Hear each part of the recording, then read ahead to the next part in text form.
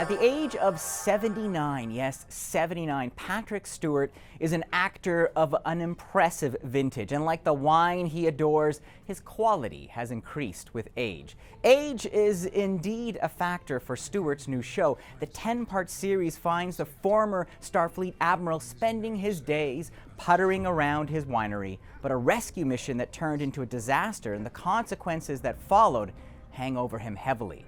This is not the spacefaring utopia of Star Trek: The Next Generation. This is an ex-admiral mired in the politics of the current age, a world recovering from a brutal attack on Mars, a world where synthetic life forms are seen as a threat, and yet Picard's old friend haunts him still. Would you like to finish it, Captain? I don't know how. With the opening episode, the show has a bit of fun showing how the world moved on after Picard left the Enterprise. Here he is, checking in at Starfleet headquarters. I have an appointment. Your name, please, sir? Picard, P-I-C-A-R-D. It's nice to see you up and around again. Ow. Now, what pulls Picard back to the game is a visit from a mysterious girl. Do you know who I am? Everything inside of me says that I'm safe with you. As the rubric the whole series is resting on, Isa Briones has an arresting quality, a woman on a mission herself, still discovering layers of her own story. A story connected to a shadowy Romulan force and another Picard nemesis. Hello, Borg Cube.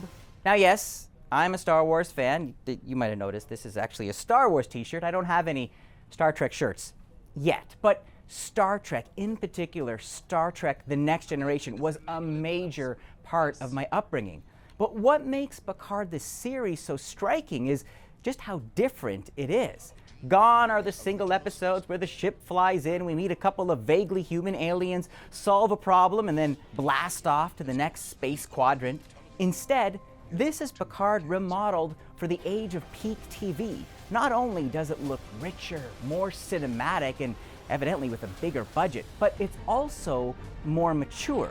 Unshackled from primetime TV, this is a universe with F-bombs, more intimate physical relations, and perhaps even more enticing, the series is a multi-layered mystery stretching over 10 episodes.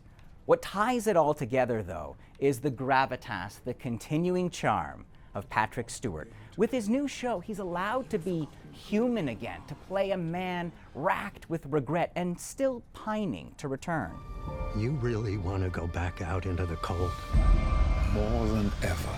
Instead of the Prime Directive, this is the Picard Directive, a mission with a personal sense of obligation. And along for the ride, yes, there's a new crew, including Canadian actor Alison Pill, nicely cast as the enthusiastic but inexperienced android expert. This is everything that ever mattered to me. I'm going with you. Having seen the first 3 episodes, I admire the restraint Picard takes, how slowly the story is spooled out. Just like another series, The Mandalorian, I'm quite sure we can look forward to seeing more familiar faces reappearing. Hello, Will. Like that guy. What the hell are you doing out here, Picard? And her. Saving the galaxy? But overall, I have to say, if you're a fan and you've been waiting to see if it's worth jumping back on board, well, just listen to the man himself. Engage. 4.5 stars out of 5. Eli Glasner, CBC News, Toronto.